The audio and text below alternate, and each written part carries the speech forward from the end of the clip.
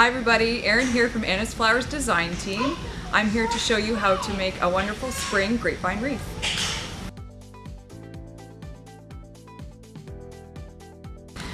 Today's example is a beautiful grapevine wreath. This is an oval shape. What better way to welcome spring to your front door than with a nice spring wreath? We've also got some added embellishments. There's lots to choose from in the store. We have nice florals, and in this case it's lavender. Got some nice greens, and I'm going to finish it off with a bow. There are some other examples. The possibilities are totally endless. There are so many different colors and varieties in the store. Different sizes of grapevine. There's different wreaths that you could make.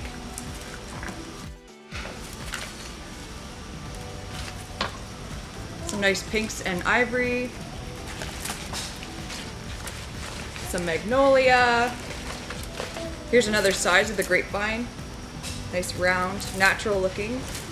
These are really simple because you're not having to do much to prepare the base. It's basically just providing the frame, the structure of your wreath.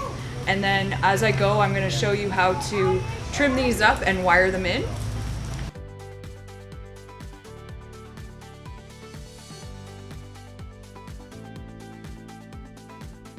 Let's get started. I've got my oval grapevine wreath here. Got some wire cutters. We also have different gauges of wire available here. We like to cut them into smaller pieces, and that's how we adhere things for the most part. We also use hot glue once in a while, but definitely more sturdy is the wire. I will be trimming the embellishments and adding them in groups. It's just a little more easy to maneuver and to attach, to affix them to the wreath itself. And of course the bow has the wire on it already. If you want to come in and pick out some ribbon, you don't have to know how to make a bow. We're happy to help you with that anytime.